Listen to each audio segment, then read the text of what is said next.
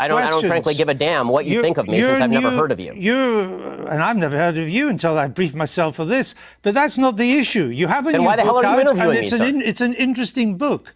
But my point is, your book claims that Well, it'd be nice if you would quote it from time to time. Your book is, well, actually, I've done so several times, and I'm about to do so again, if you would let me just finish the question. Your book frankly, claims I don't think that society honestly, is turning its back sir, on Judeo-Christian values. Yeah, what are those values? What are the values it's turning its back on? I'm not inclined to continue an interview with a person as badly motivated as you as an interviewer. So I think we're done here. I appreciate your time, sir. All right. Thank you so much. Thank you for your time and for showing that anger is not part of American political discourse.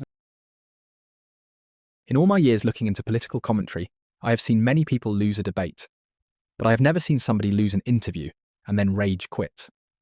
Ben Shapiro is, reportedly, one of the biggest names in American right-wing media, sells himself as facts over feelings, cool-headed, ultra-logical.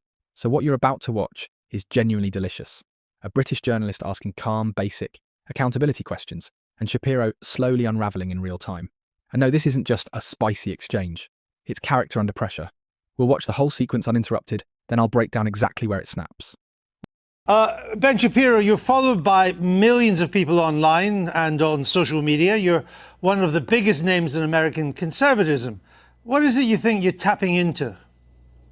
Well, I think that there are a couple of things. One, there is actually a hunger for different ideas. The monolithic nature of the United States media is pretty evident in terms of its politics. People tend to agree on essentially the liberal point of view and increasingly a radical leftist point of view in the media.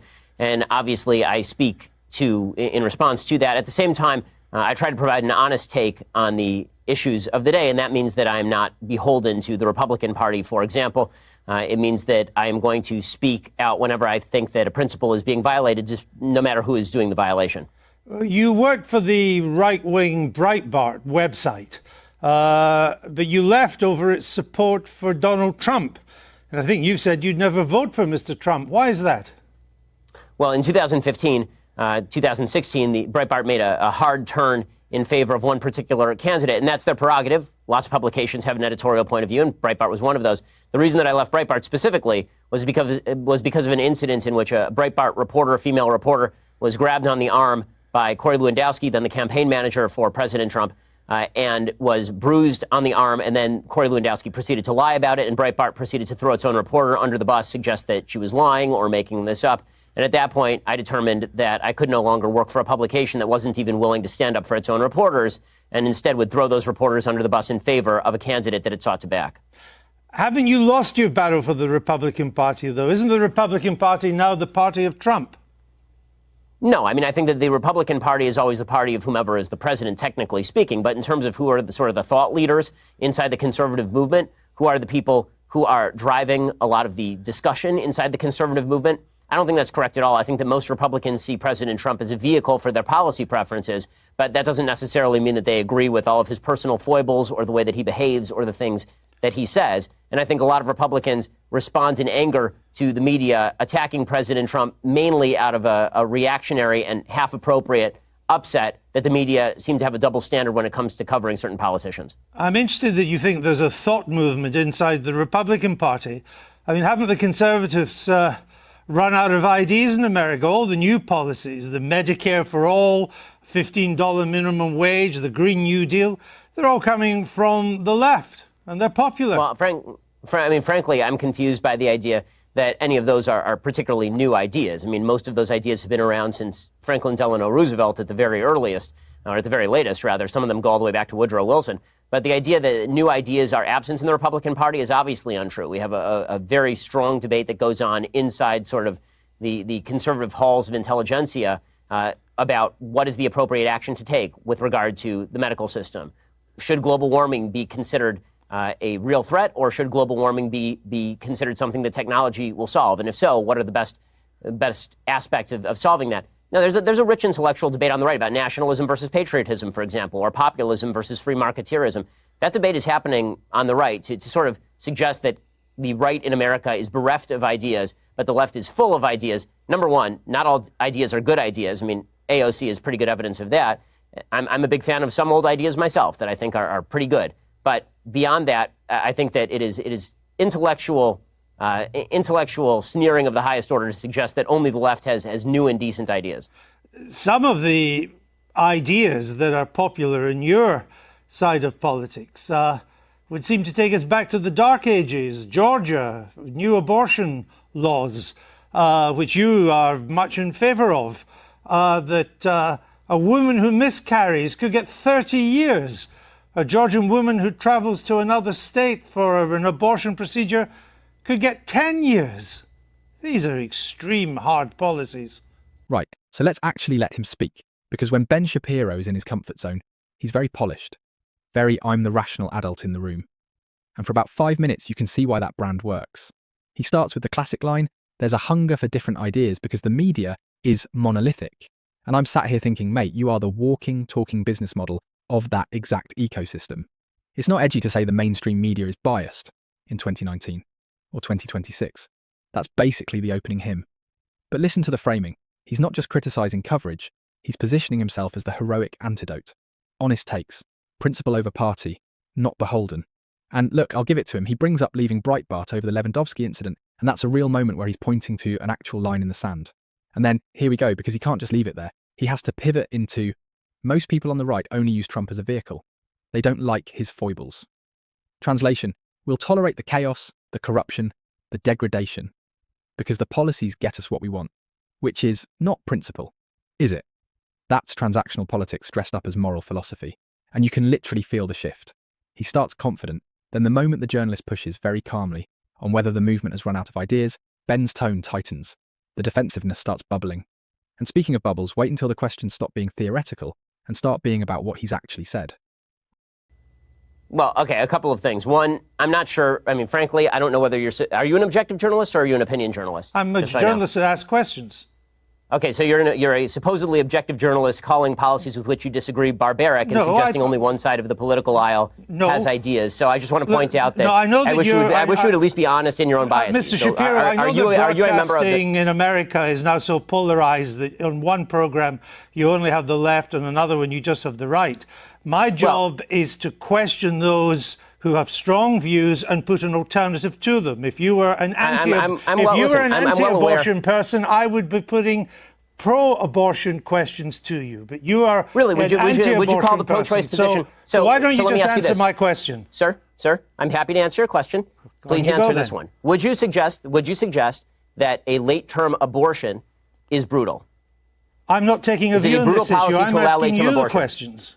Sir, you just suggested that the pro-life position is inherently brutal and terrible, so I'm asking you, as an objective journalist, would you ask the same question to a pro-choice advocate by calling their position brutal and horrible? What I'm asking you is that why is it that a bill banning abortions after a woman has been pregnant for 6 weeks is not a return to the Dark Ages?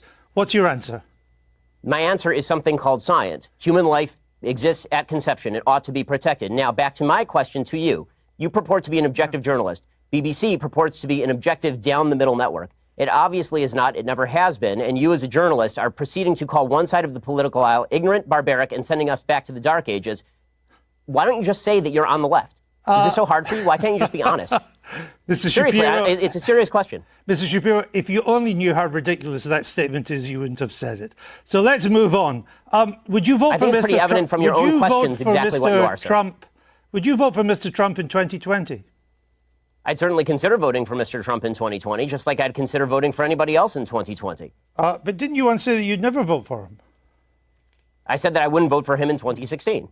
And then I wrote a column for National Review explaining the conditions under which I might change my mind. You're a culture war warrior. Isn't he largely on your side? You wrote once it was unlikely he'd appoint conservative judges to the Supreme Court. He has. Right. So you were wrong. I like many of President Trump's policies, even if I still have serious reservations about his personality and character. Do you think there's a Democrat that could beat him in 2020? Sure, I think there are several Democrats who could beat him in 2020. Who would have the best chance? I think that Joe Biden is likeliest to beat him, considering that he has significant appeal in a lot of the Rust Belt, in places like Pennsylvania, Michigan, Wisconsin, the places that President Trump needs to win to retain the presidency. And Joe Biden also has a long history in politics, which means that the American people already have sort of a preconceived vision of him. President Trump, as a campaigner, is very good at dragging unknowns through the mud or at exposing details about people that are previously sort of covered up. But when it comes to Joe Biden, he's been well exposed for a very long time. Most people know him, and he's not nearly as unpopular even going in as Hillary Clinton was in 2016. So if it was a close race between Mr. Biden and Mr. Trump, you would, from what you say, I think, probably go for Mr. Trump. Yes, I would vote for Mr. Trump if it were a race between Biden and Trump, because I think that the damage that President Trump has done to the country on a character and rhetorical level has already been done and cannot be undone. I don't see it as getting worse day by day. That is the new status quo, unfortunately. Now the question becomes which policies I would most like to see enacted, and Trump's policy preferences are closer to my own than Joe Biden's are. Now, you're a star of new media, of conservative new media. You and others on the left and the right, you position yourselves as supposed tellers of hard truths. But haven't you all just really coarsened public discourse in America and exacerbated its divisions? You know, it's kind of odd to be hearing about me coarsening public discourse when you call policies you disagree with brutal and bringing us back to the dark ages, sir. Right, because the second the conversation stops being cozy and abstract and starts getting specific, that's when the mask slips.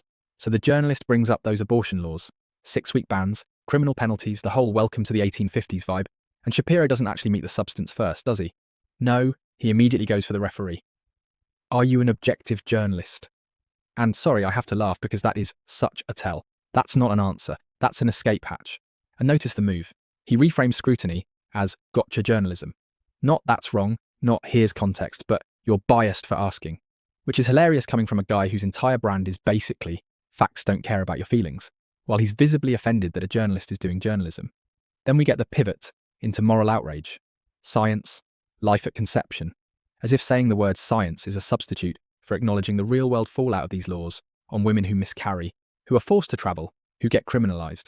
And when he's pressed gently, calmly, he starts snapping at the interviewer like he's cross-examining a hostile witness. And that's the key moment. We're no longer debating ideas. He's policing tone, questioning motives, demanding ideological labelling, anything to avoid sitting in the discomfort of his own rhetoric. Because accountability feels like an ambush when you've built a career on never having to take it. The point, I don't want to return to it, but the point was to put a position for you to reply to it. And I thought we'd covered that. I put some of the points too, because on your videos, characterization of issues is part of the problem in the coarsening of public debate. Well, maybe it's also part of your problem too, because we have from your YouTube videos, Ben Shapiro destroys the abortion argument. Ben Shapiro destroys transgenderism and abortion. Is that not a kind of coarse public discourse? Well, are those videos labeled by me? I have no idea. Why are you picking out? Why are you? I have a question. Why are you picking out random YouTube videos put up by people who are not me? Are you and then attributing the titles to me? Are you unhappy with the way they've been described? I think that people can describe me however they please. It's a free country, and I'm all in favor of a public debate. If you watch the actual clips, they are generally civil conversations between me and somebody who disagrees with me. You say in your new book, you suggest that America's largest struggle at the moment is, quote, the struggle for our national soul. We are so angry at each other right now. And I think that's true. I've just returned from the United States.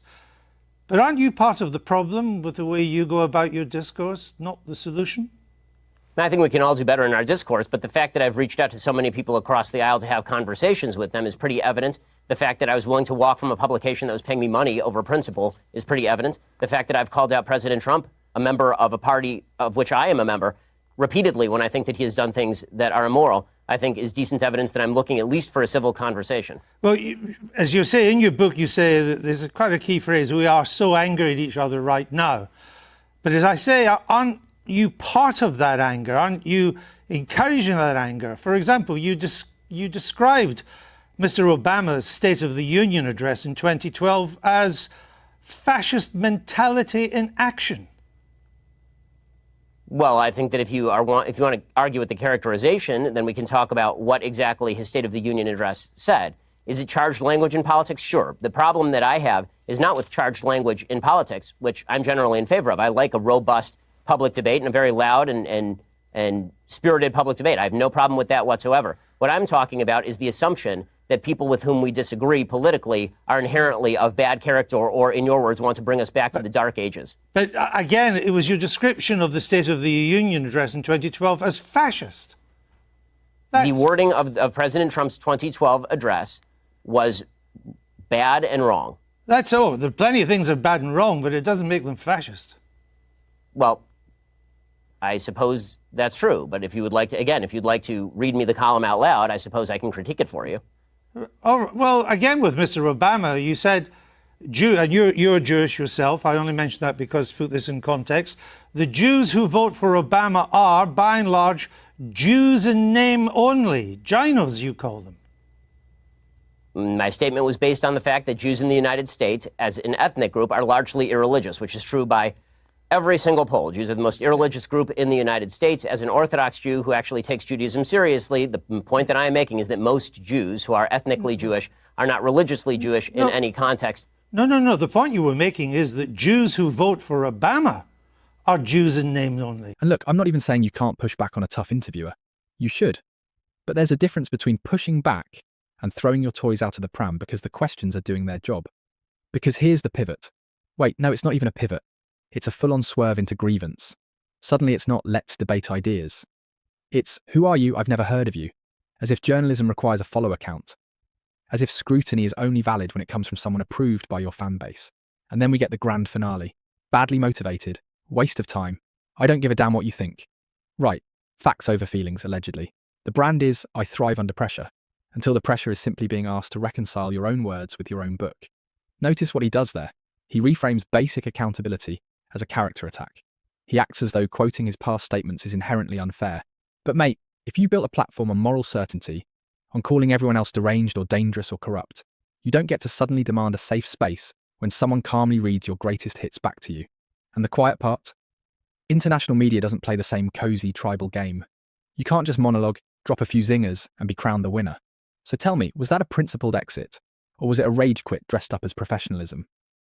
I said that, yes, that is correct. That Jews who voted for Barack Obama, a progenitor of the Iran deal, a person who was cracking down on religious liberty, a person who spent much of his career as president of the United States attempting to deprive Israel of the necessities to defend itself, that people, Jews who voted for President Obama, by and large, cared about Judaism far less than they did about other priorities. Did you say they should turn their badge in as a Jew? Yes, I believe that if you are somebody who takes Judaism seriously, that comes along with ideological commitment. I mean, I guess. Also, I hope you're having fun, by the way, going through every old tweet that I've ever sent to try and do gotcha questions. But if you'd like to have a discussion about my general philosophy or things I've done in, say, I don't know, that's 2012, so it's now 2019. If you'd like to discuss something I've done in, say, like the past 5 years, why don't we do that? How about that? Because your book is a criticism of how angry America is and how America has to do better. And I'm simply I have an entire list on my website, sir. On my list, I have an entire website of dumb, bad things that I've said. I'm simply trying to point out some of the things you've said that seem to me to help to stoke that anger. For example, you said Israelis like to build, Arabs like to bomb crap and live in open sewage. Well, as I say in an article entitled, here's a list of all the giant, bad, dumb things I've ever said. Was that dumb? What? Yes, that's a dumb tweet. And not only, but it is also important to mention that the next few tweets clarify that tweet is specifically referring to the Hamas leadership, which, by the way, a BBC I've seen is relatively reticent to condemn. No, actually, it wasn't. What you went on to do and say, you are correct about the slur on Arabs. It's not all Arabs that want to live in open sewage and blow things up.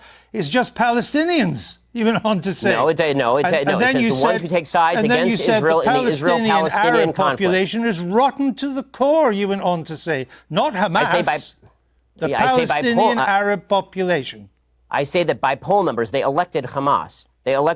They educate their children in school that Israel should be obliterated, sir. I guess. If you want to read, honestly, this is a giant waste of time in the sense that the entire interview is designed for you to shout slogans or old things that I've said at me. I don't see how this forwards the debate. You talk about undermining the public discourse. It seems to me that simply going through and finding lone things that sound bad out of context and then hitting people with them is a way for you to make a quick buck on BBC off the fact that I'm popular and no one has ever heard of you. There are not many bucks to be made on the BBC, unlike American broadcasting, Mr. Shapiro. The point I'm trying to make is that your words are hardly designed to produce the consensus and understanding that the book seems to want to produce. That's my point, that you write about, Judeo-Christian culture and so on, but so much of what you've said in the past would seem to turn its back on Judeo-Christian culture?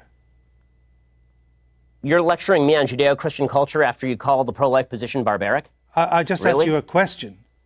And I asked you a question. You failed to answer a single one of mine. Frankly, I find this whole thing a waste of time. If you want to read the book and critique the book, why don't you read and critique the book? If you want to critique me, you can think whatever you want of me. Why don't you frankly, just try and I don't answer care. the I don't frankly give a damn what you think of me since I've never heard of you. And I've never heard of you until I briefed myself for this. But that's not the issue. You have a new book out. Then why the hell are you interviewing me, sir? It's an interesting book. But my point is, your book claims that well, it'd be society... nice if you would quote it from time to time. Your book is... Well, actually, I've done so several times, and I'm about to do so again, if you would let me just finish the question. Your book frankly, I don't think claims that society honestly, is turning its back sir, on Judeo-Christian values. Yeah, what are those values? What are the values it's turning its back on? I'm not inclined to continue an interview with a person as badly motivated as you as an interviewer. So I think we're done here. I appreciate your time, sir. All right. Thank you so much. Thank you for your time and for showing that anger is not part of American political discourse. Now, Mr. Shapiro, we'll say goodbye.